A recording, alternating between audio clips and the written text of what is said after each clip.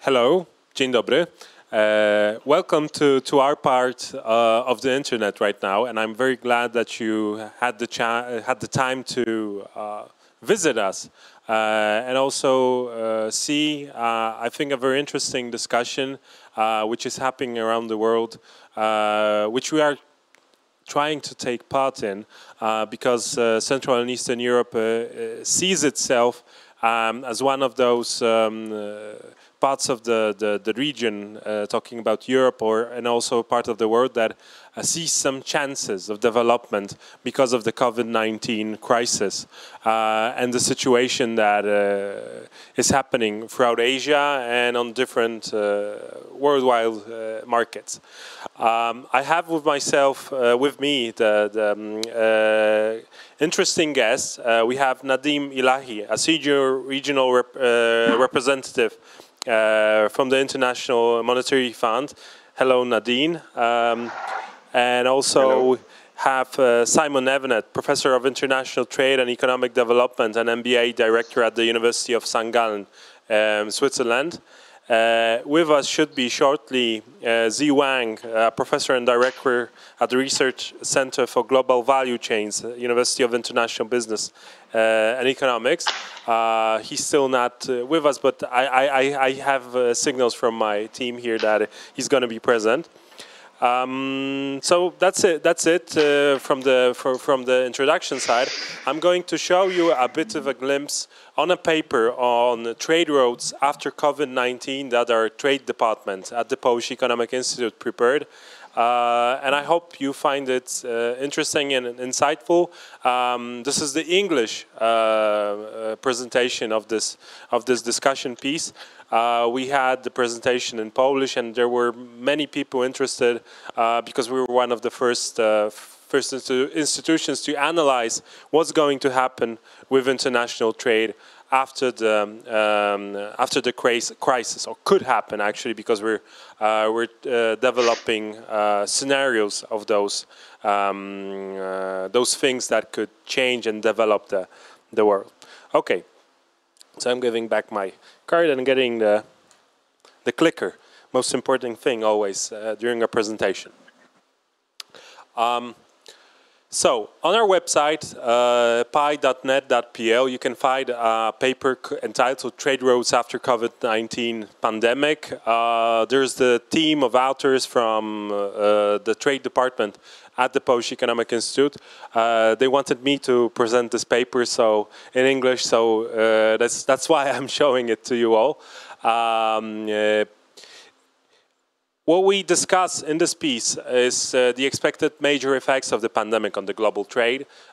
We developed a couple of scenarios of the changes in the global value chains and also some potential effects of partial delocation of production from China. And also we asked the question, because this is the question asked many times by journalists in Poland and journalists in the European Union, if someone would benefit, and if, in case of the Polish journalists, can Poland benefit from the shifts in value chains? And what we expect after the pandemic is to, and this is basically said by everybody, from European commissioners to junior politicians in each CE country, and also to I don't know, Bulgarian prime ministers, that the globalization process is probably going to stagnate a bit after the COVID-19.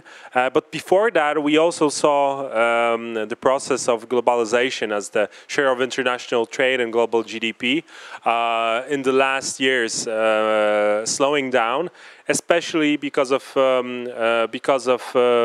politics, which came into our world of economy. Supply chains are likely to be shortened. Many politicians declare that this is going to happen. That's why we're interested if that's going to happen and what's going to happen after that. Countries will more often use trade barriers to protect their markets. We see many declarations of this sort in the European Union. For example, making it impossible for some countries from one part of the world to take a stake in some or buy shares of some companies within the European Union on the German economy, and also Poland made it impossible after the COVID-19 for some corporations to be sold off.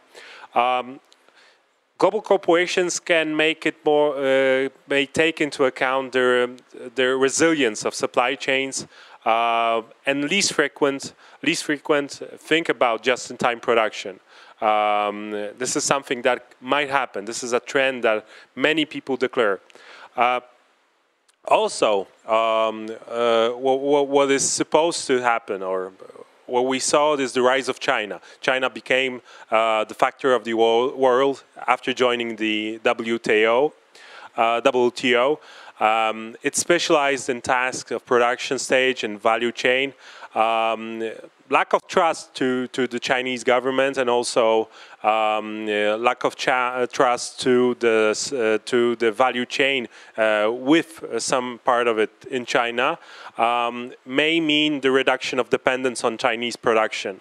There's, for example, a stimuli package announced by the Japanese government that makes it more interesting for Japanese corporations to produce in Japan rather than in China. We saw some declarations from Larry Kudlow. This is the economic advisor to the President of the United States, on introducing some tax breaks for corporations deciding to delocate and inshore some of the jobs and some of the production process to the United States. China will try to stimulate domestic demand. We see that right now, although their stimuli package is not that big as in other developed countries. It also doesn't suffer, at least at the projection, within the projections that we saw, that much of a decrease in the value of the GDP in 2020 in comparison to, for example, European countries. Countries with high demographic potential in the Southeast Asia, meaning India or Thailand or Vietnam, may see we see more of interest for FDIs and production within the next years. We debated about on that a couple of weeks ago, and many of the experts here in Poland agreed that India might be the next China in terms of its resilience and also its being quite near of China and making it easier for some of the producers to change the factory plans. What we expect also is a greater focus on the security of supply in strategic sectors. Many politicians in Europe talk about pharmaceuticals and medical equipment, also food, as those parts of business that shouldn't be offshore to a foreign land, and especially that far away. Also, the crisis within the WTO might increase. We know that there's a debate between the United States and China.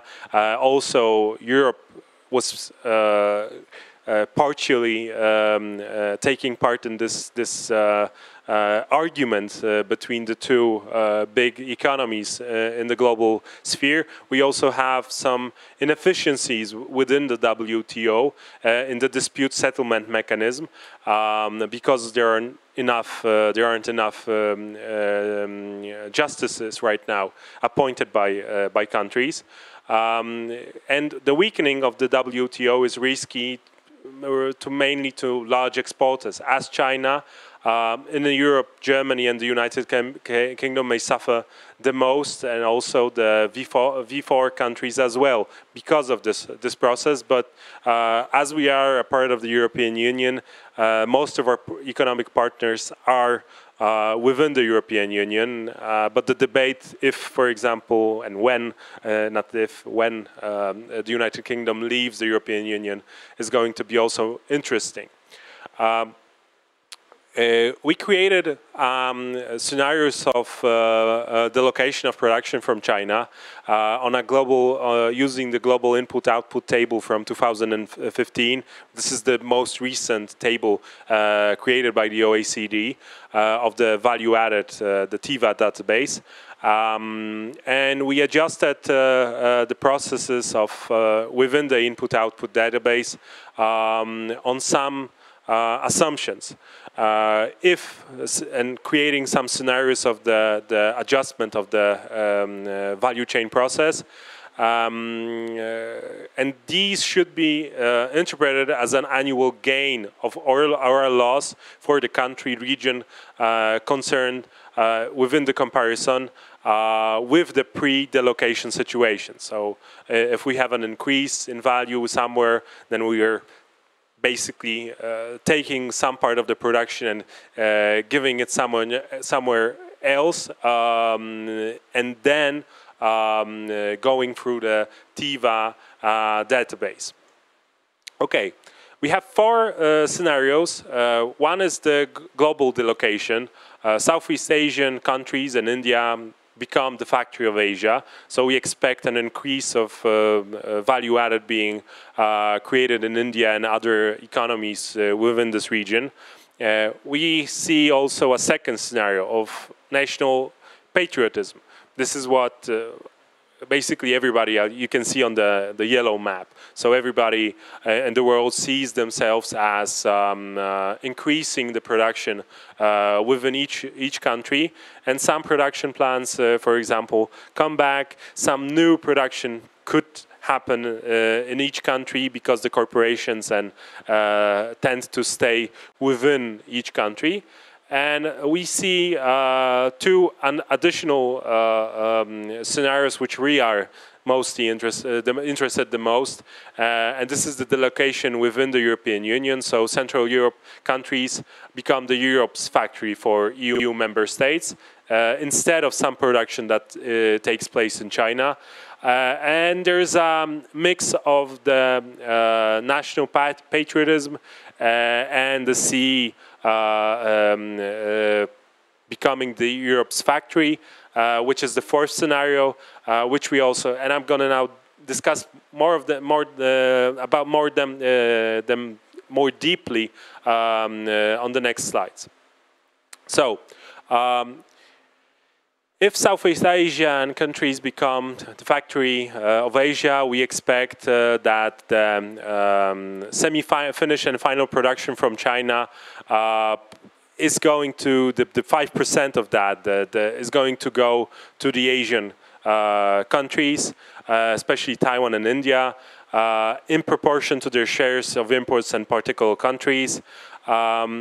And with the national patriotism, we expect 10% of it to go, of the semi-finished and final production to go to each country, and also as it was to the pre-crisis level.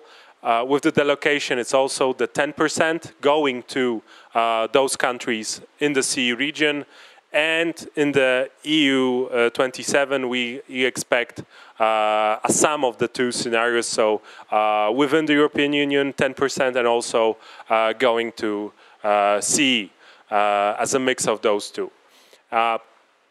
So if delocation from China is going to happen, because there's an if, there's a big if that we're going to discuss later on. For sure, a decrease of production and of value added created in the to GDP is going to be seen. And in case of the first scenario, we see that this is a value added of 0.8 into GDP decrease of the value added created in China. With the national patriotism scenario, the decrease is even higher. It's more than 1.6 decrease of value added. If Central Europe becomes the Central Europe's the Europe's factory for EU member states, that's a decrease of just 0.2. And if it's a mix of the European nationalism within the European Union and also the CE becoming more important for the European countries. This means that 0.4 value added is being not created within China. I'm not going to go into too deep into that. And I'm going to talk a bit more about the Polish benefits, because many of the people who are listening and also care deeply, what if something would happen to us? So, if the annual benefits of Polish economy could be, with the first scenario, if some more production is being done in Southeast Asia, but not in China, this is just, you know, a very small increase of value added created within our country.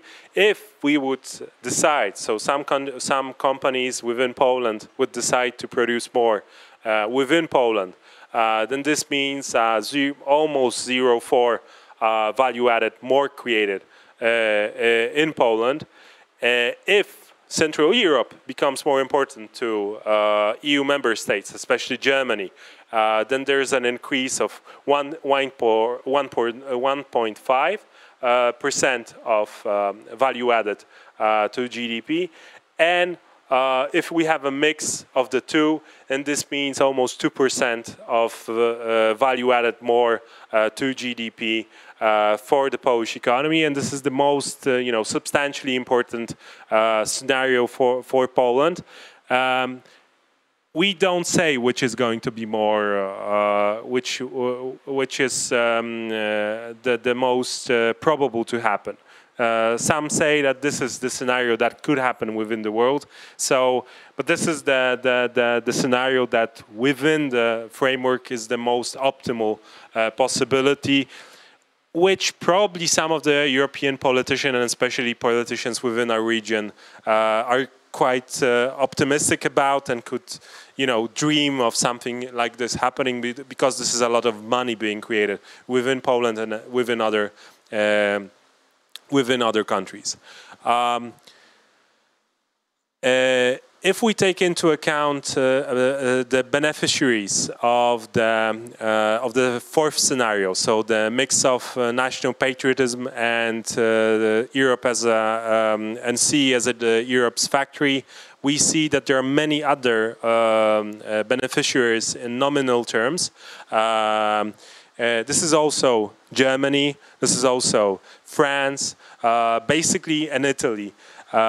Within our region, Czech Republic, Poland, Romania, Slovakia, Hungary, in some sorts also Bulgaria. But these, in comparison to the size of the economies of those countries, are also quite substantial increases if this would happen. But what one must see, that if European economies decide to shift production to Europe, then this is not only CE that is going to have additional revenue because of the production, but it's also those countries which are quite good at production. So they still have production capacity within their economy, and the share of the value added created within the industries is quite substantial. And I mean here, of course, Germany, France, and Italy as those countries. This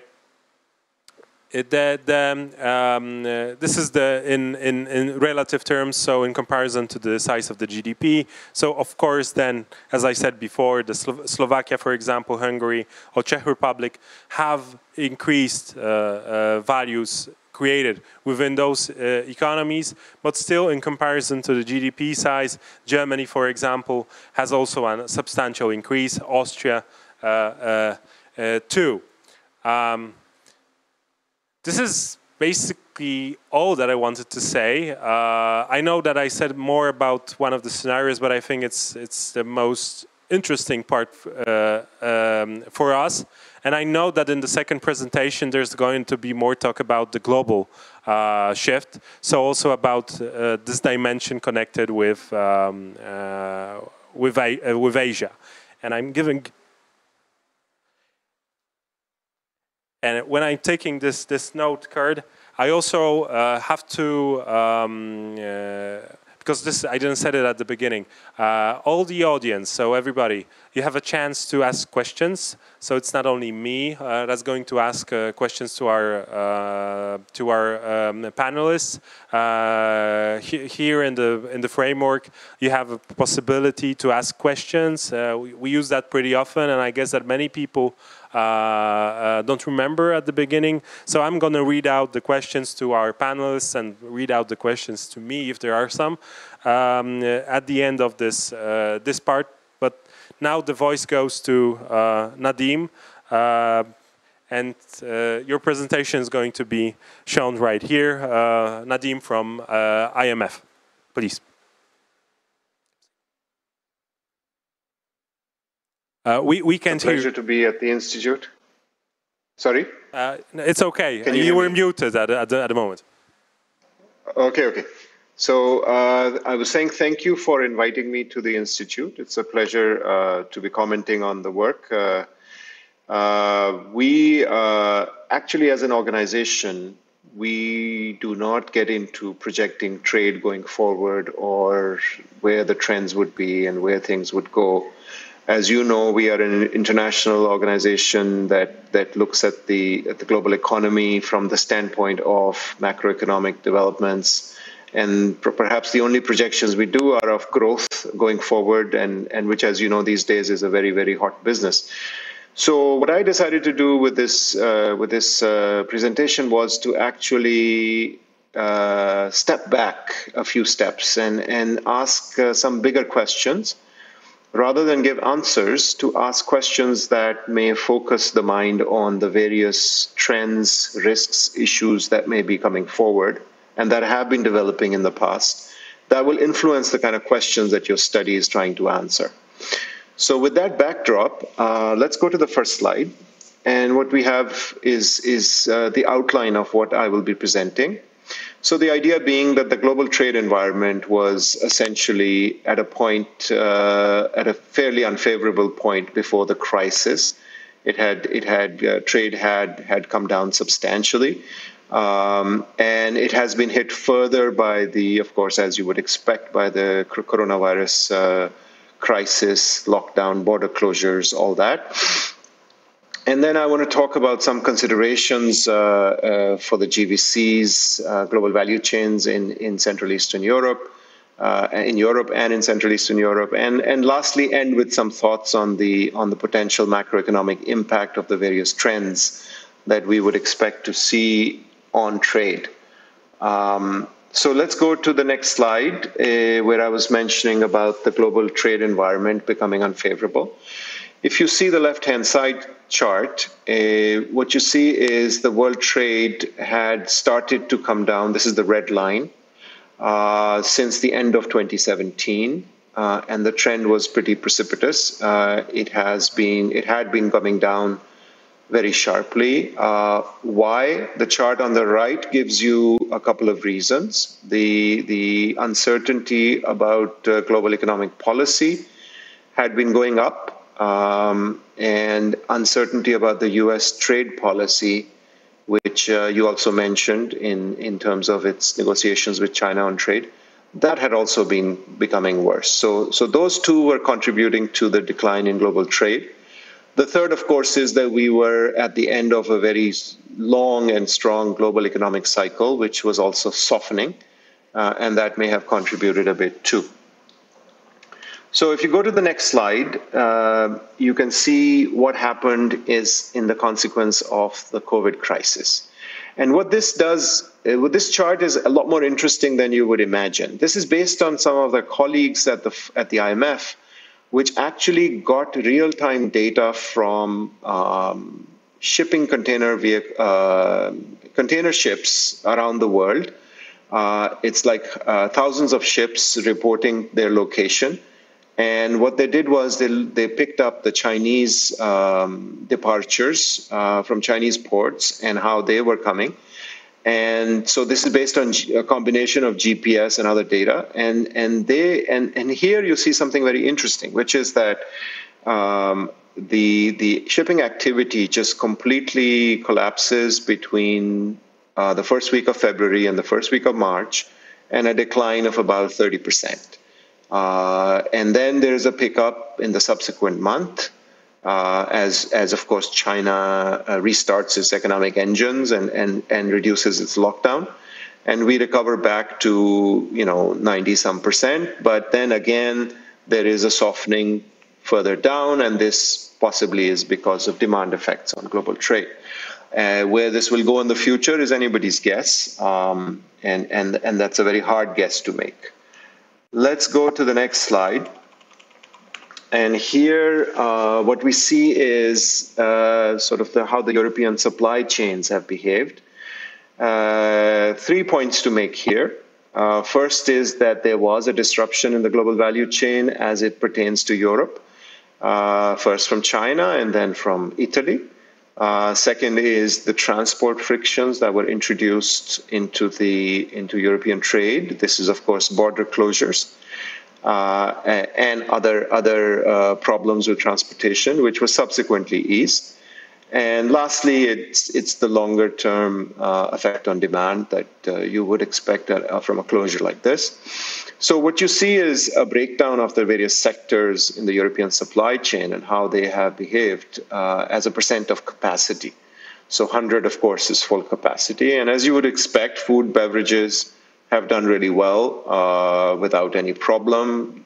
Food has to be consumed, it is delivered. So that's not so much of an issue. But perhaps the worst hit was the automotive and the transport equipment sectors, which dropped, as you can see, the black line, literally to near below 10% of capacity, and has been slow to recover. And as in the beginning of June, was back at, say, 75, 80%. Other sectors have also dropped and recovered. All industry, on average, one would say, went down to 30% of capacity and then recovered back to somewhat around 60% of capacity today. So these are pretty substantial shocks to the global value chain, as you see in Europe. And this has impacts on, as you would imagine, on incomes now and for future progression. Now, let's go to the next slide and consider the future of global value chains in Europe and CEE in particular. So one thing that comes from studies that done at the IMF before, in fact, last year, is that Europe is relatively highly integrated into the global value chain.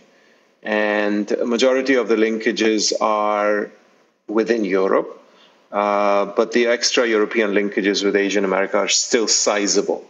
And one way you can see that is the chart on the right-hand side. The bottom chart shows gross exports. So these are every country's exports in Europe to every other country, and just adding them up. So as a share of GDP, and here you can see the dominance of Germany. But when you actually look at value added only, which means taking out the share of the inputs that are used for exports, then of course the shares are much smaller. But again, you can see intra-European trade still is very large, Germany there being, and also that the share of Asia and America is also fairly sizable in Europe. The two bars on the right on the top are advanced Europe and emerging Europe, and you can see the role of Germany in advanced Europe value-added exports. Now, the question of shortening of supply chains also raised in your report in the Institute. Certainly that's an immediate reaction. I will talk about that in a second. Could Europe benefit is a question, right? So that's a question that raises a larger question, which is that if you do partial analysis of saying Chinese exports are redirected and others become important, then of course others' exports to China also will be affected, and there'll be a general equilibrium effect on incomes globally and growth. So I think that's an element that one tends to miss in a lot of these partial exercises. But fair enough, it's a fair question to ask, and somebody has to ask it. So I think one issue here, also a trend that had been developing for many years in Europe and globally, was what is going to happen to the auto part of the global value chain in Europe, and the shift to electric vehicles. That was a structural shift that was happening as a result of carbon footprints, or as a result of consumer preferences, whatever you may call it. But that was already posing a challenge to the global value chain in Central Eastern Europe. And what does that mean going forward? So I will also raise that issue. Let's go to the next slide. So let's just quickly capture the scene as it existed just before COVID hit the continent in early this year. We know, for example, globally, that trade over the last few decades for sure, but even before, had substantially raised incomes around the world, allowed a lot of the emerging market countries, including Poland, to converge to higher living standards, and it benefited consumers through lower prices. So well-being affected both through incomes and through expenditures. But the point being, I think the point to take home and not to miss here is the incredible success of the Central European economies in terms of their growth performance over the last 20, 25 years, and Poland being one of the star economies there, was made possible by greater globalization, including within Europe as well as internationally, and Poland becoming a part of a global value chain that extends through Germany to the rest of the world. And when you disrupt that, what happens is difficult to answer, but you could expect a bit of worsening at the general level also. The global trade and globalization that happened over the last 20, 30 years also created winners and losers. We know that, and this is an advanced economy story that has been playing out very clearly over the last few years, and it's still not over. So I want to acknowledge that. I want to say basically that we have a situation now that we were looking at just before COVID hit, the idea of where the Central European economies needed to go to maintain their high growth of incomes and convergence with Western Europe, for example. And one thing that came up repeatedly was that these countries had to climb up the production value chain to higher quality goods, more in technology intensive goods, and that required an upgrading of skills and education and the business environment to support it.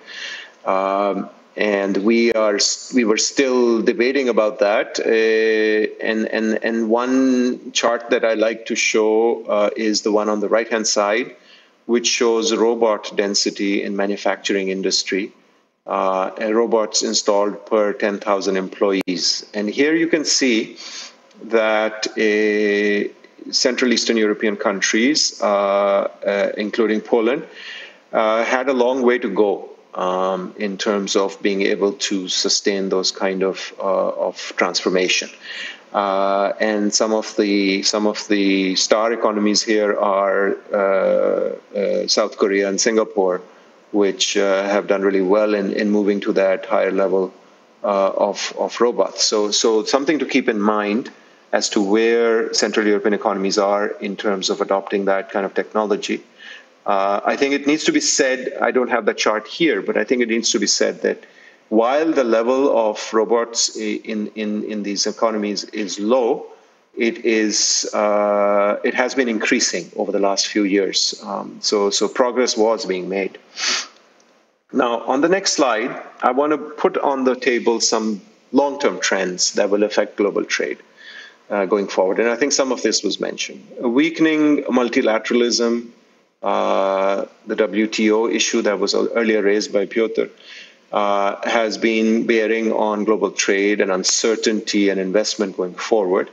and that is a dampener for global trade.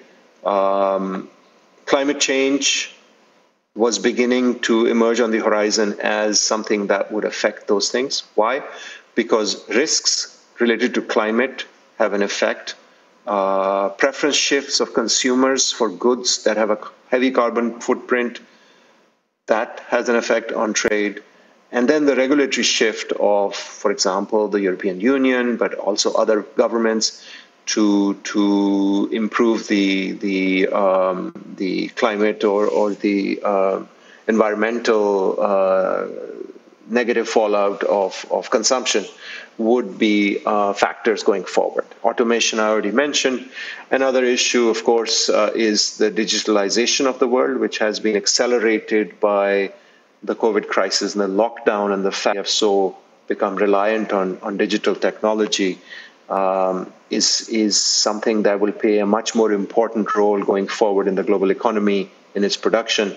Estimates are showing that we have advanced the digitalization of the world by about one to two years, I think, is the estimate, as a result of the COVID crisis. So that's another angle where Europe lags its counterparts in the economies, and something that would need to be considered going forward in terms of trade. Now, next slide. So some of the longer-term issues in a post-COVID world for the Central Eastern European economies. Now, the immediate reaction globally to the COVID crisis has been to shut up borders and hide behind walls and secure your supplies, especially of medical goods and important COVID relief stuff. And part of that is understandable as an immediate reaction. But our institution's view on this is that even that needs to be a little more open, so that, for example, the medical exports or medical goods that are most needed around the world are supplied first, as opposed to everybody keeping their own goods in their own back pocket. So our advice to countries has been borders should be open, trade should be open, and whatever fallout there is should be dealt with through other measures rather than becoming more autarkic with goods trade. Of course, when you do that, when you do shut up, take up borders, you do bring back some jobs to your own economies. But then, as I said earlier, autarky and loss of trade results in global effects on incomes. And that, once it feeds through, global growth and global incomes are also lower, and it's likely that you will be in a worse situation going forward.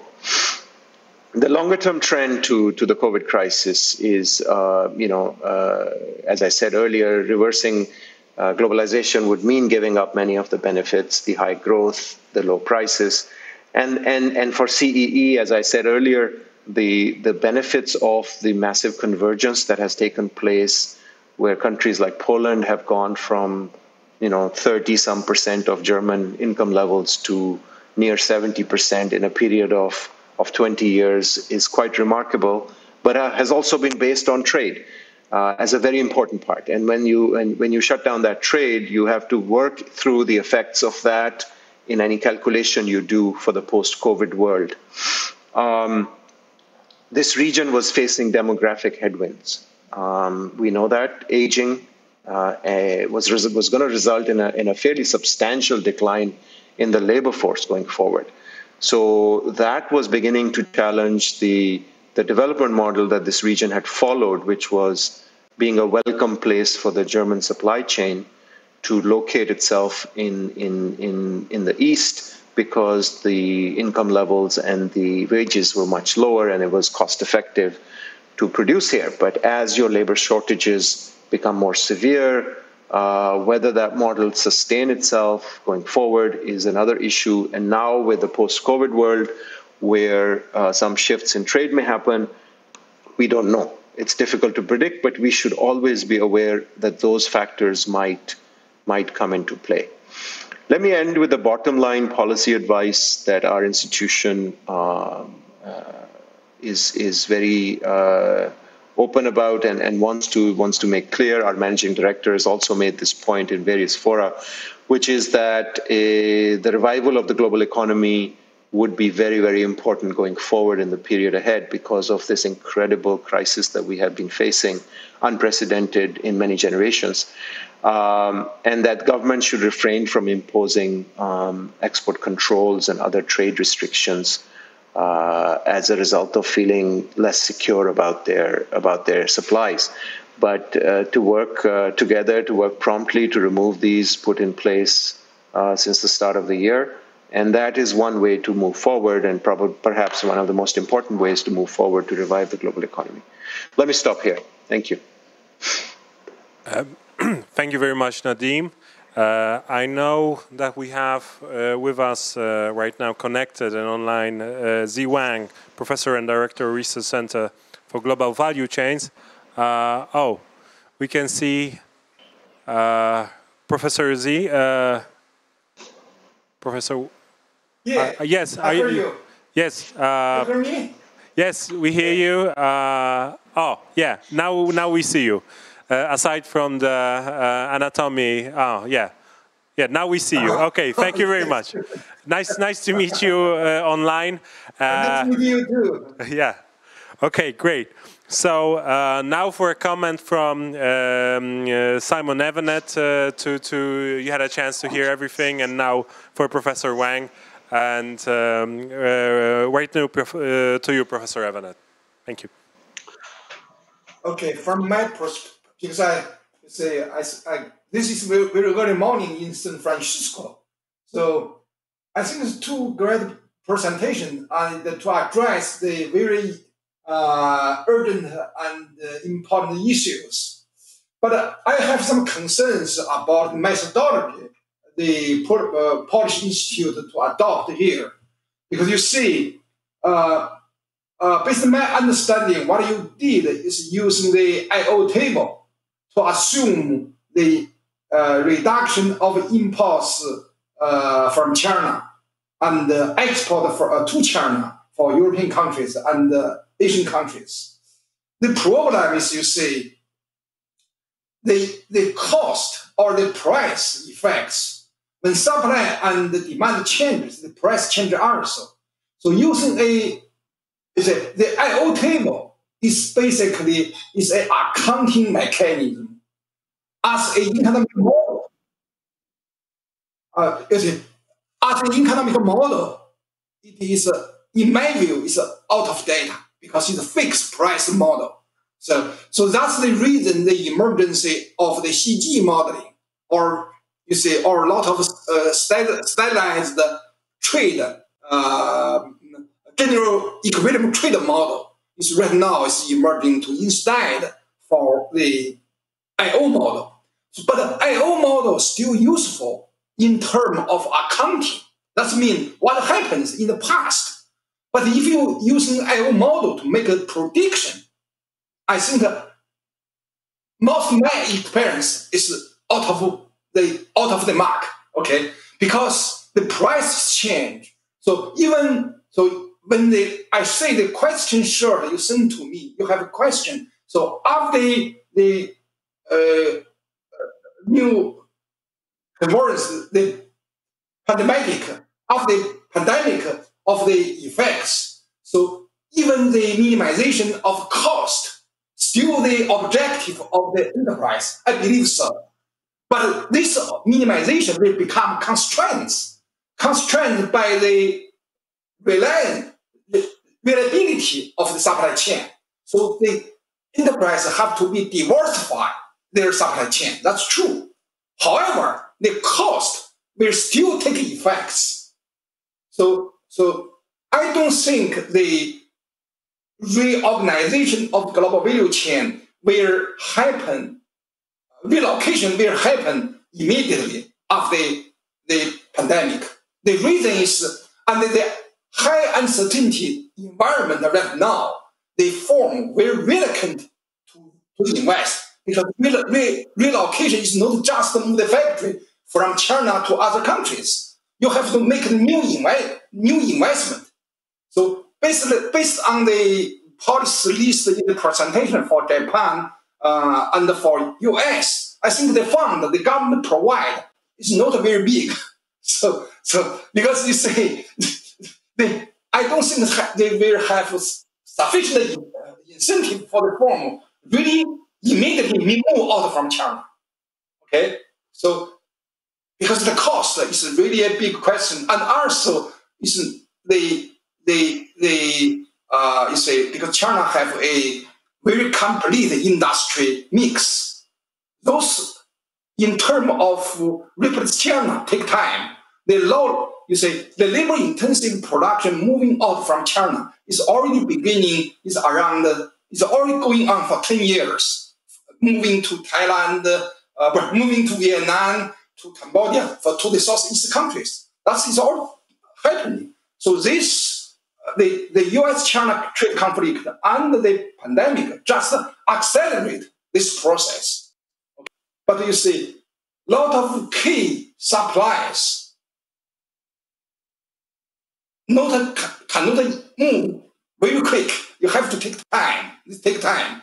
So using a I/O model to do such a prediction is really questionable because it didn't take account of the price effects. So we are using the dynamic G-type model in some preliminary projection for the U.S.-China trade conflict. What we see is even U.S. impose high tariff on Chinese imports, but the value-added export from China to the U.S. is not reduced as much as the gross exports. The reason is China right now have become the largest trading partner with more than 100 countries. Okay, China's exports can reduce the gross export from China to the United States, but China can export things to the ASEAN countries, their export to the United States. So basically, what my judgment, the Trump administration's objective to cut China from the global value chain cannot have success unless to make he can make the two choices. First, ask all the countries, all the China trade partners, especially the major trade partner, including the EU and ASEAN countries, or erect the trade protection, or put export from China. That's one option. That can achieve his objective. Second possibility is U.S.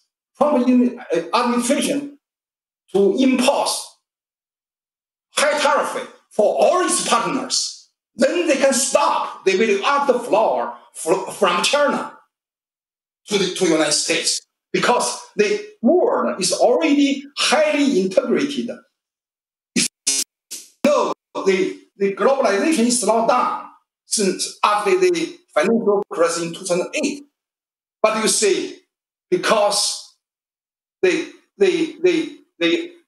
long-term, about 20 years development of China into the world right now become impossible right now for the world. So the decoupling is a kind of policy violate the economic principles. Okay, give a very simple example.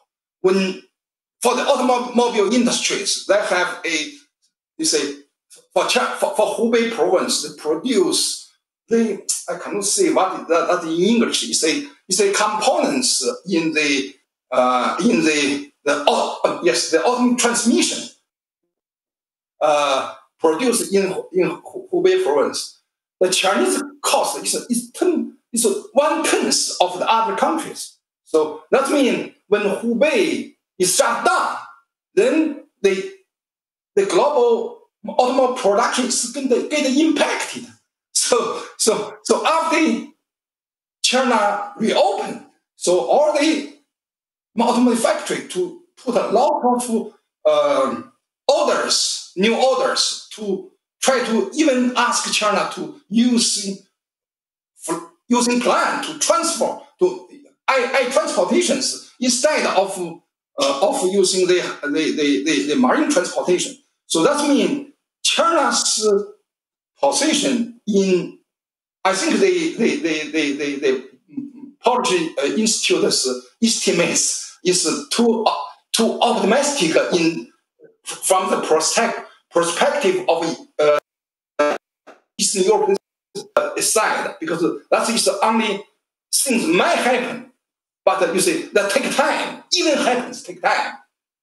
But you see, I don't think in the future, even I know the tension between US and China cannot go away for even 10% in the United States.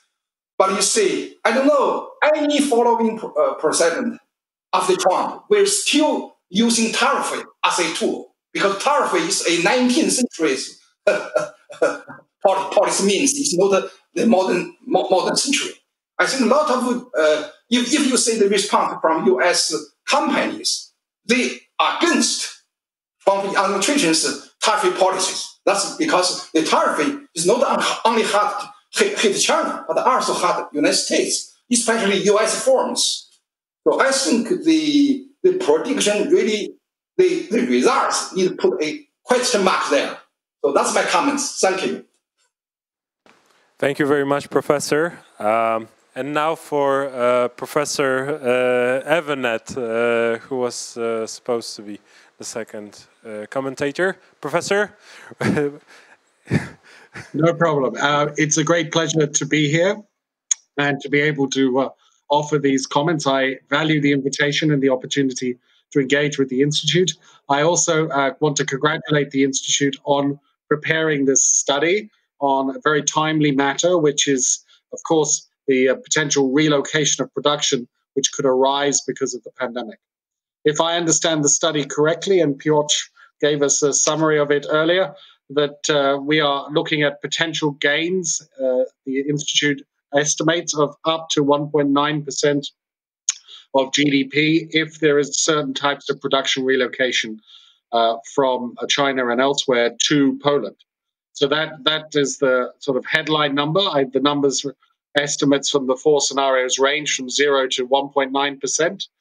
And what I would like to do is to provide you with some context on trade policy developments this year, and then come back to the study's findings and put them in context. I will not discuss the methodological issues. Professor C has already done that for us.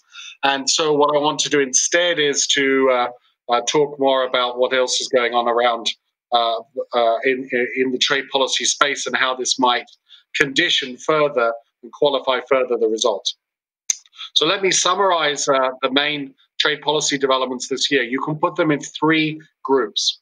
The first relates to the immediate COVID-19 response with respect to export curbs and import reforms into sensitive sectors, medicines and foods. It turns out that in foods, there were relatively few policy interventions. In fact, a total of 105, if my numbers are correct. I'm quoting from the numbers from the Global Trade Alert database, which my team runs here at St.Gallen. And this project is in cooperation with the European University Institute in Florence and the World Bank. So we have found 45 instances where governments have tried to curb the export of food. And in fact, the most important ones of those have already been reversed, or there are good reasons for believing that they won't have a full effect. And we also identify 65 reforms to make imports of food cheaper and more easier. So this is a relatively low level of intervention compared to what has happened in the medicines and medical goods sector. In that sector, we have indeed, as Nadeem said, we've seen a lot of export curbs. In fact, we've seen 177 export controls introduced by 90 jurisdictions. But what many people don't realize is that we've seen even more reforms. So there's been 196 trade reforms in the area of medicines and medical products, and these have been undertaken by 106 countries. So the immediate COVID trade policy response has been really concentrated in the medicines and medical goods sectors, perhaps not surprisingly. For sure, we heard arguments about security of supply, and we saw governments reflexively resorting to export curbs. And these have been highly debated because their consequences are extremely adverse, not just for the trading partners, but also for the country concerned in terms of the longer term incentives to produce additional PPE, protective equipment. So that's the first area where we've seen a lot of action. The second area we're seeing a lot of action is in subsidies. Now, as the crisis hit, many governments turned to what they like to call economic support measures. And some subsidies are worse than others from a trading point of view. What really matters are the subsidies which have cross-border spillover effects and knock-on effects. And we've seen a huge resort to subsidization in the last few months. The European Union has authorized 1.95 trillion euros of support, of economic support in the form of subsidies, most of it going to Germany, actually, half of it going to Germany. Another third goes to France and Italy. And this has led to concerns that subsidies are undermining the single market. And these concerns have been articulated by countries other than the big three that I just mentioned. Now, of course, in the area of subsidies, one person's economic support measure is another person's trade distortion. Or rather, one government's economic support measures are seen by other governments as trade distortions.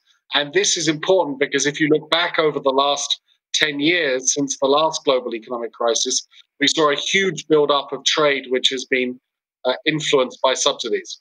You may have seen Martin Wolf's column in the Financial Times today. It includes a chart from the Global Trade Alert which shows the growth over time in the share of world trade which is affected by subsidies. And it's our estimate that before the pandemic hit, around 2/3 of world trade, at least, was affected by subsidies which were not there 10 years earlier.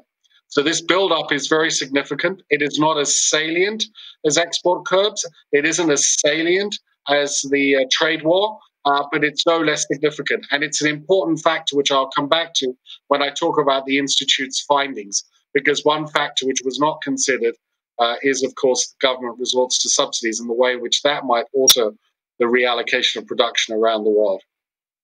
The third area of policy that we're beginning to see is, of course, discussions on supply chain repatriation, supply chain shortening, and what some people call reshoring. Now, there are three important facets to this discussion. The first is the attempts to shift production home are often dressed up in some very nice verbiage and public relations, which often obscure what governments are actually proposing to do. So we have the European Union talking about open strategic autonomy. Now, you tell me what that means. And it's, in fact, let's be clear, the European Commission doesn't know what it means. It's having a trade policy review to establish what it means. But still, they're happy to use this terminology. So we have some very vague language, which I suspect is being constructed more for public relations reasons than for substantive reasons. The second feature of this debate about localization and supply chain repatriation is just how little evidence it's actually based upon. The very detailed analyses of trade data which have been done on the European Union and on the United States show that, in fact, the dependence on China for medicines and medical goods is extremely localized. It's in a very small number of items, which amount for a very small amount of total trade. And so the empirical case for overdependence has not been made. And it might be of interest to you, for our Polish audience, to know the following. I checked the data this morning. Before the pandemic hit, so from 2015 to 2018, the years for which we have the most fine-grained world trade data, there were 17 countries who supplied 1% or more of Poland's personal protective equipment needs. That's masks, gloves, and the like. So in addition to the production within Poland, 17 other countries were regular sources of imports that Poland tapped into, and they were supplying 1% or more.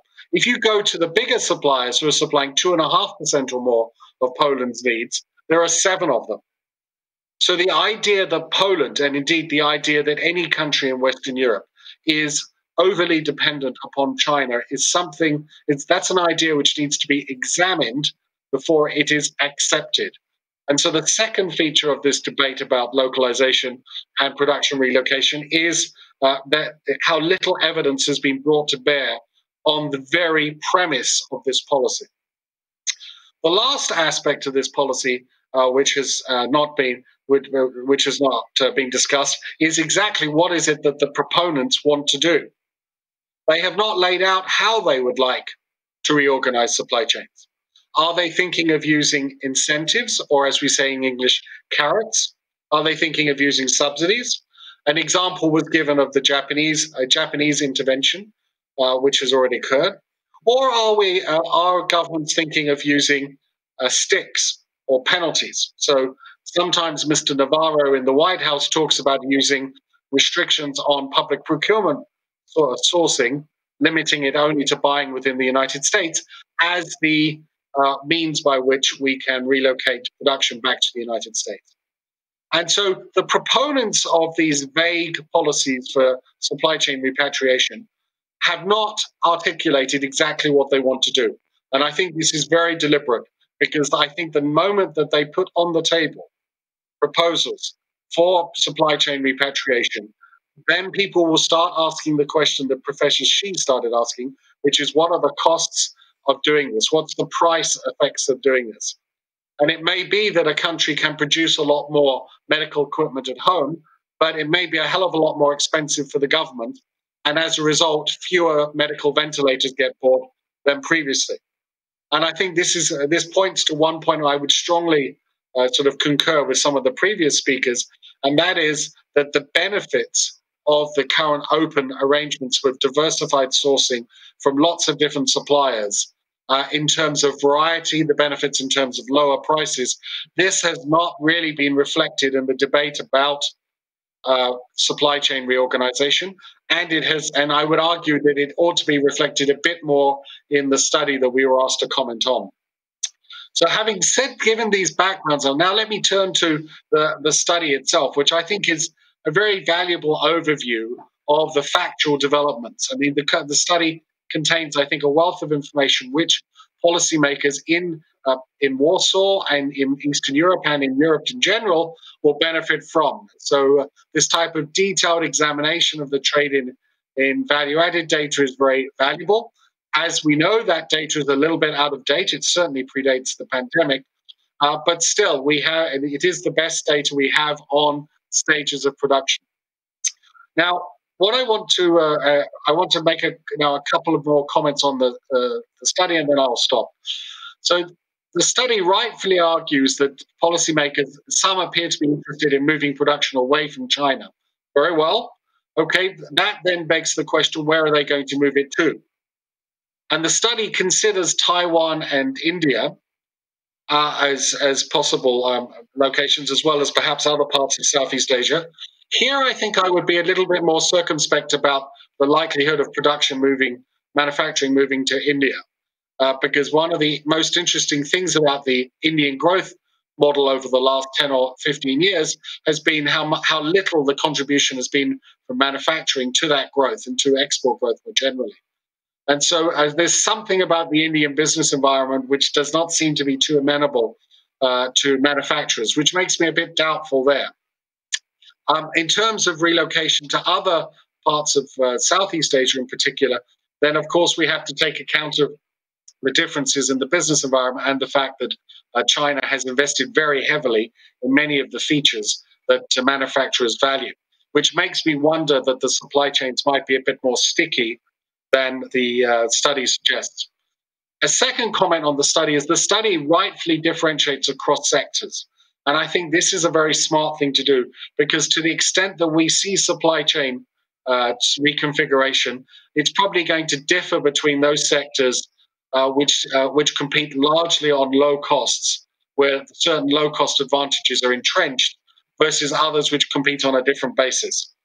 And so I think one of the things we have to look into is just how entrenched are those supply chains, how large would those carrots, the subsidies, or the sticks really have to be to induce a relocation in production. And here I think if you dig into the evidence, there are reasons for being a bit skeptical about this as well.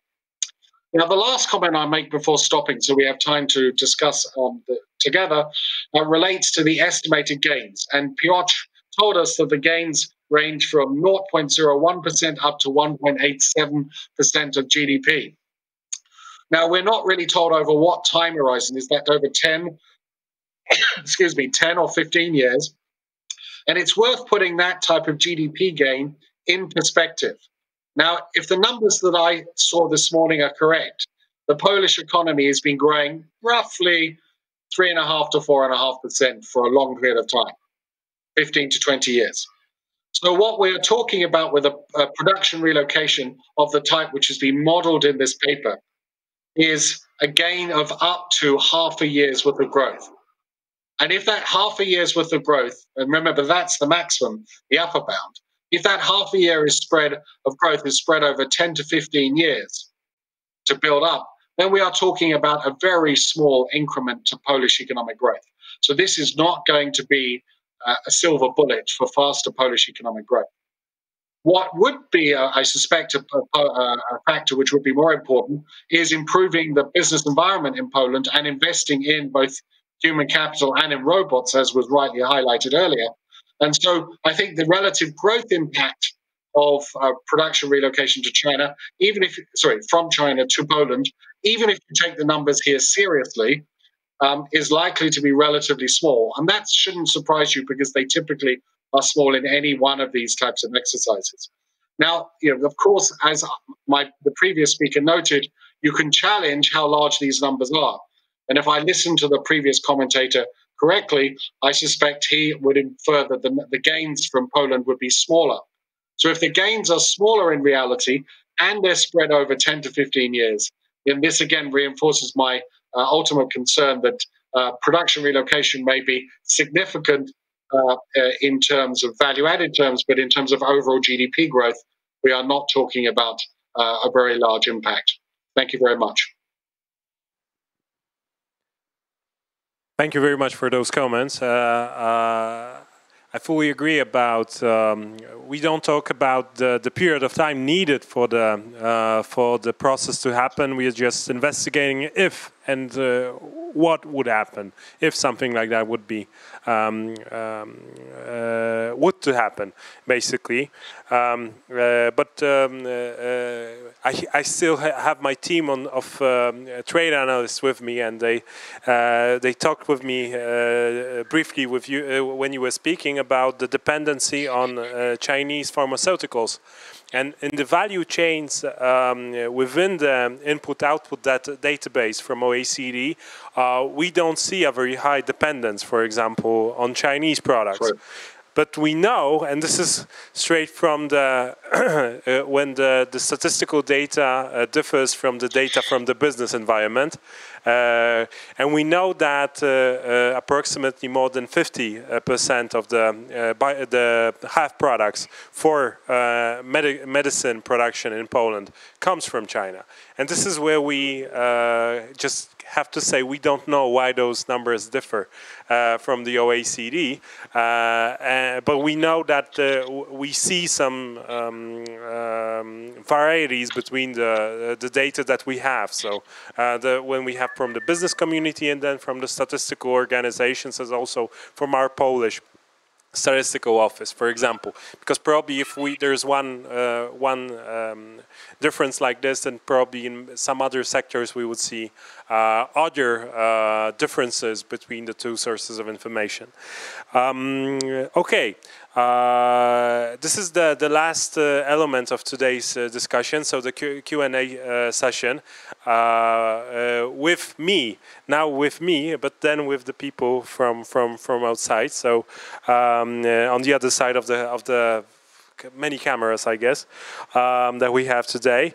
And I wanted to ask Nadeem one question to make an argument. I'm not asking Professor Shi to make it, because he made it a bit of it during his speech. So what argument would you make in order to say that probably nothing is going to change that much? So we argue here in this piece and also in this discussion that there could be some changes, even if they're not substantial. But how would you make the second argument, that saying that China, for example, could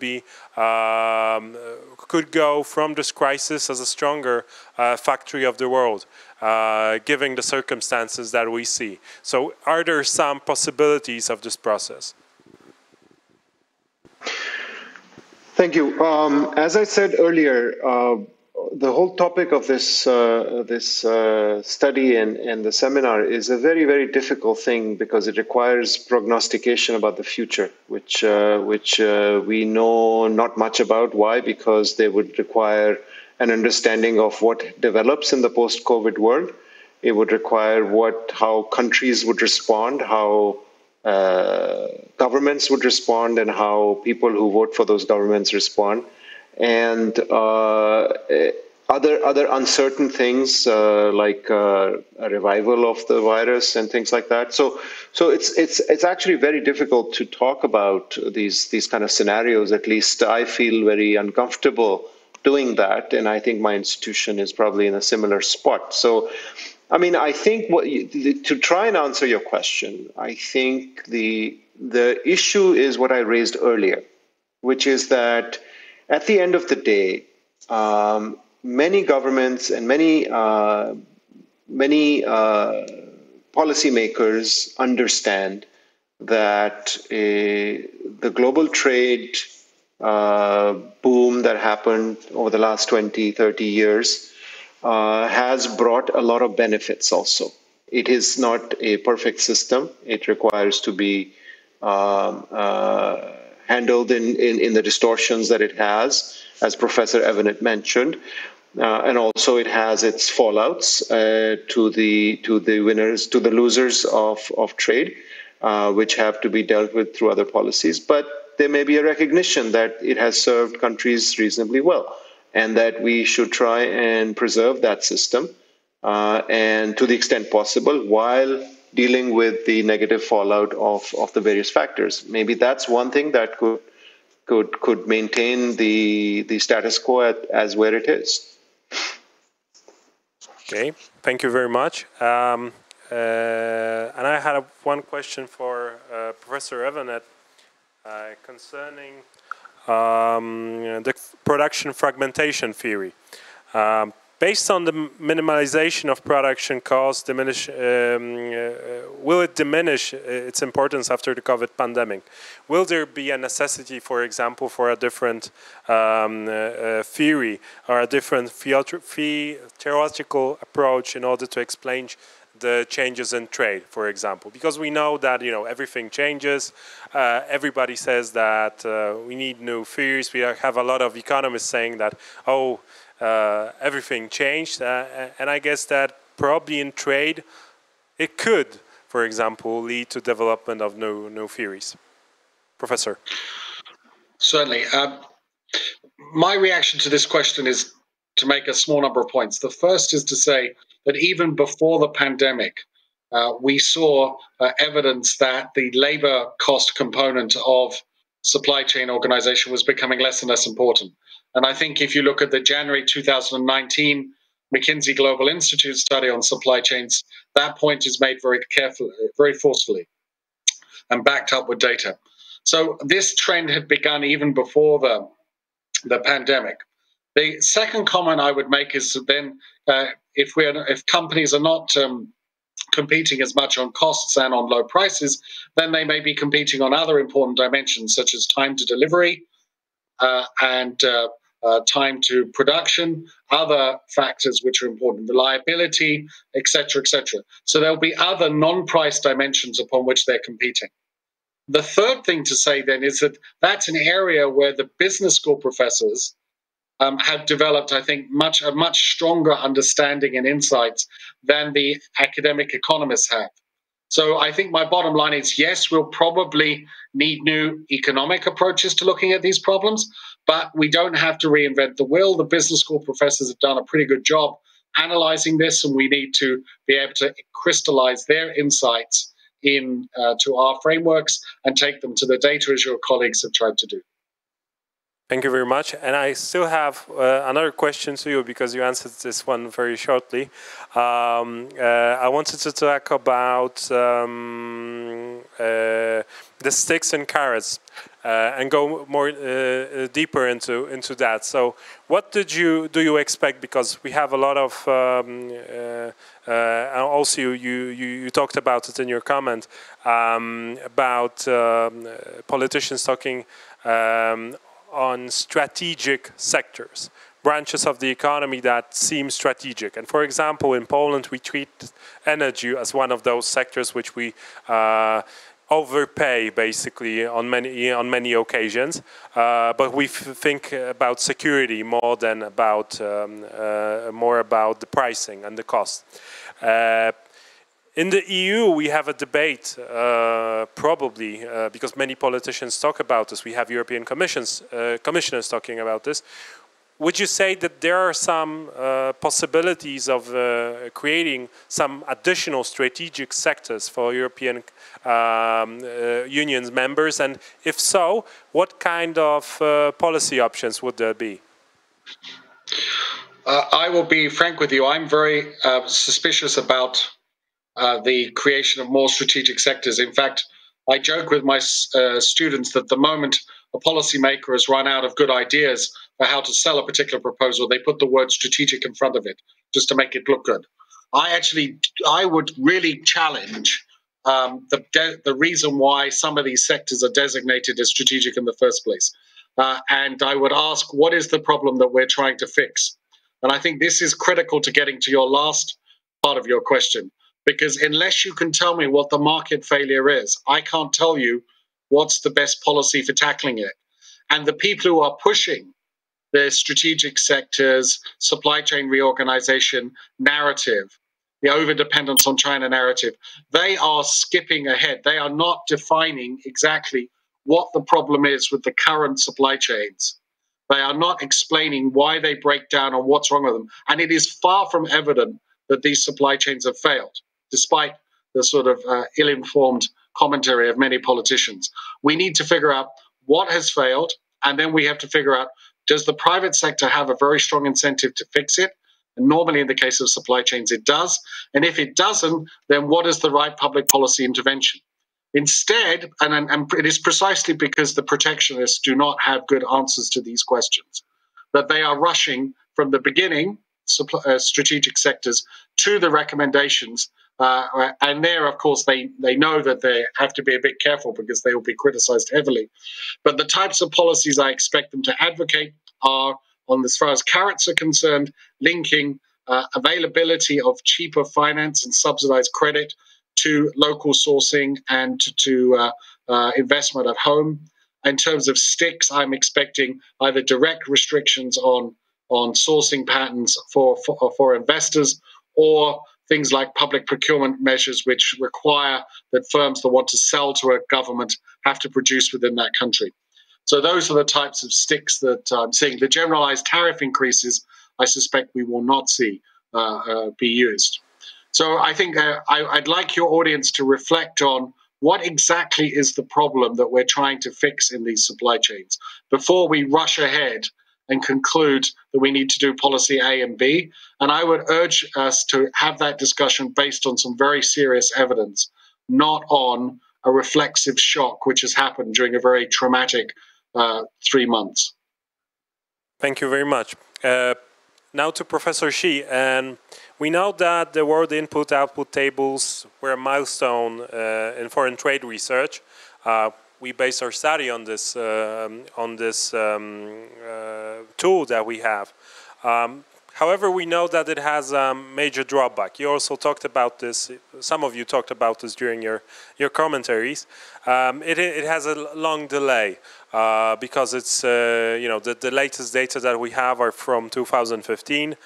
Is it possible, because we know that new statistical data is being used by different organizations? We did that for the Polish economy. We see that IMF did that for the Chinese economy. Is there a prospect of a new and better tool aimed at analyzing the changes in trade? Maybe, for example, for the Chinese economy in the nearest future. Professor Shi? Okay, sorry. I'm joining the discussion in a hurry way. I just gave your link this morning, so I didn't prepare very well. But I just read your report in a very rough, very quick way. So that's my first reflection is the methodology issue. You see. But you really put together a very valuable data set. You see, at least to raise this question: how about in case the relocation really happens? So how we can see impact on especially for the Central and the East European countries? So I think that's valuable. But you see, the issue right now is the data is I'm one of the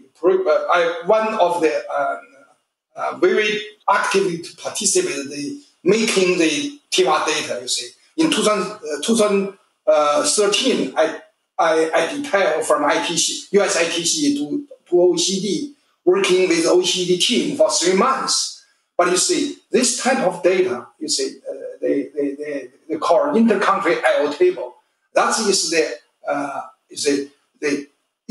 is a tool right now used very widely to inside the case studies because the traditional supply chain studies, a lot of it is based on cases.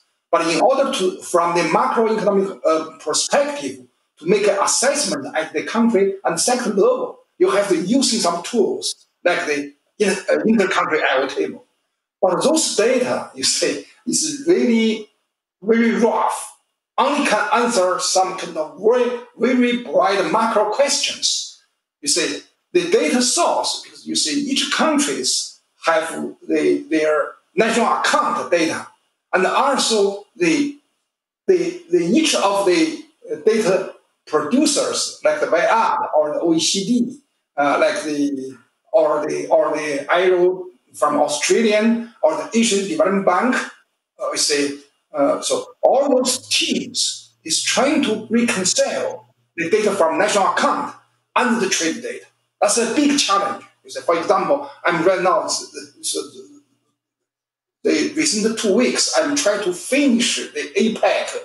That's basically only cooperation between US and China and the APEC for develop the TIWA database for APEC economies. There's a lot of data challenges. So the final data set produced, you see, it's really very, very rough. And also, you see, they have different ways to reconcile those data. So I think the data we have right now is only half is usually around 30 or 40 or 50 sectors. The assumption is all the firms within those broad sectors have homogeneous technology. As is really untrue. So the data is still in very early stages. But a lot of team and statisticians and economists is working on this. So as I know, you see, the Asian Development Bank, they are, you see, processing the data as a most timely manner. Right now they updated to 2018. But still, we don't have 2019 under the 2020 state. I think that's maybe 1 or 2 years. At least 1 year beyond now. So maybe next year, this time, we can have 19 data. So this have a delay. This kind of situation not resolved very soon. So that's the mainstream trading economists try to propose a much simple general equilibrium trade models that's using less data intensive, try to answer address the status questions. I think maybe one recent literature might be very interesting to your team. That's basically you say 3 incarnates from Princeton University. They just put online their papers. Basically, they're using a general equilibrium trade model, okay, to assess what is the economic friend, and they develop a measure of economic friend and enemies from political and the economic perspective. So I think that's very interesting. So you will see that from my methodology point of view, my judgment is that there are 2 streams. One of the international statistical agencies, like OECD, like ADB. So there, or the European support, like the VIAD team. I believe the VIAD team get additional funding. They might do some updating. So that's the ICIO table, where we continue to develop, and the detail will be added. For example, they will divide the issue sector, have domestic form and the foreign form.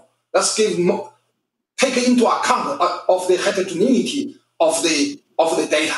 Okay, that is one stream. The other stream is the mainstream trade economists. They will develop some static general equilibrium trade models. Basically, it's an important type model to some variation of that type model to trying to make assumptions to make a status effect predictions. So I think that 2 streams will coexist and will be the future of the. But you say definitely you can use a I/O model to make predictions. So I/O model still very important for accounting purpose, because you say in terms of major GDPs, you say they already NSA's national account standard basically is based on the SUTs and IO tables. That's provide the consistent way from this perspective: income, production, and expenditure. 3 sides trying to unify the type back to the GDP account. But you see, the IO model is not suitable for make predictions. So I'm trying to suggest your team try to consider either using CG model or using the stylized quantitative trade models. So that's the mainstream international economics right now is developed. So that will be better to make the future. Even if you want to make a not forecasting, even the predictions can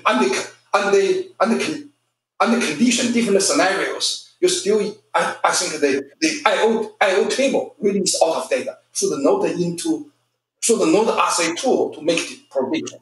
So that's basically my suggestion. Thank you. Thank you very much, Professor. This is one of the discussions that we had, but the questions that we were asked by the public, our public authorities, because we also advised the Polish government on many occasions, is that to have a paper which was presented in Polish a month ago. So just 1 month and a half after the pandemic started. That's why the estimates was based on a simpler model than typically we would like to have as a general equilibrium, for example, which would just take more time in order to be created. But of course, it would be a better. It would be more sound from a methodological point of view. I have a question for Nadeem, which I hope he's not going to kill me for, because there's always, we have a very much difficult debate on multilateral organizations. We saw the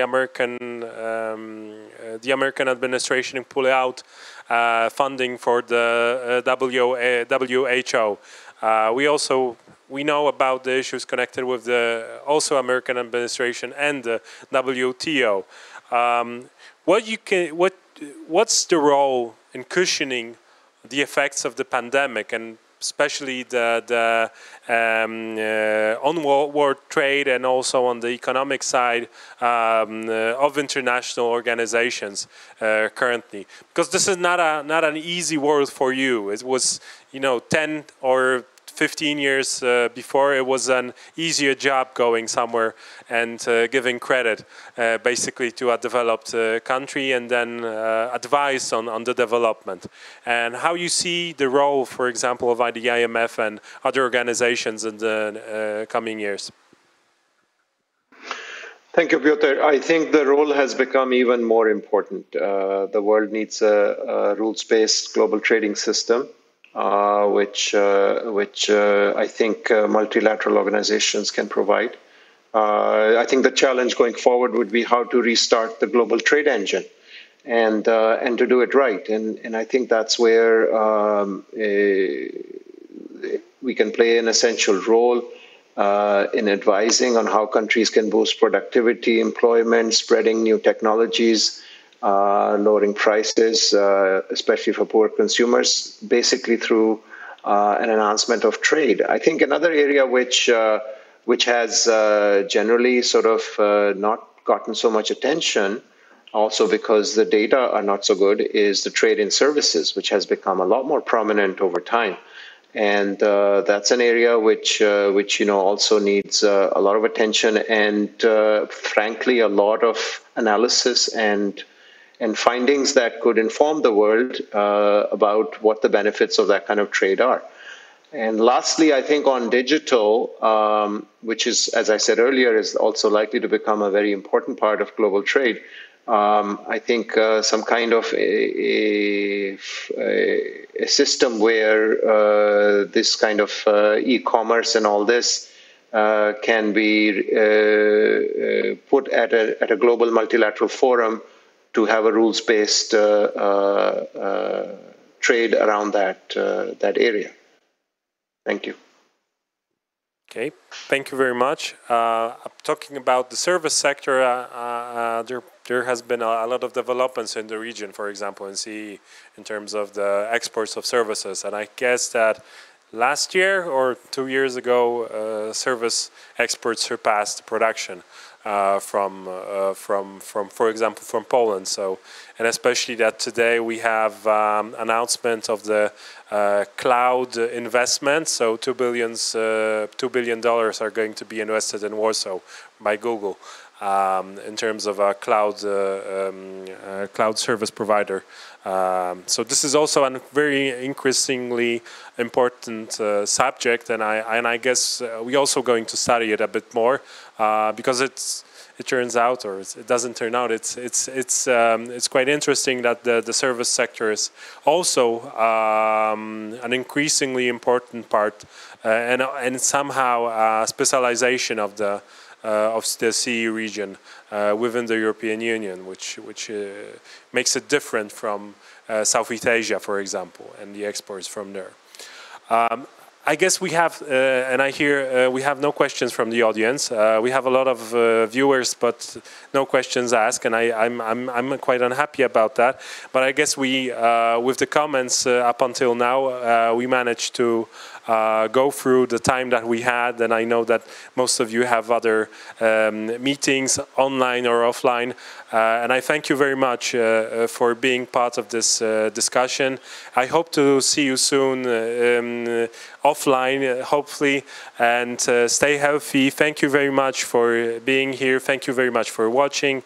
Read the paper. If you don't agree or you have some comments, write to us. We're going to take them into account when we do a second study of this sort, probably in the near future or coming months. Thank you very much. Thank you. Thank you. Thank you.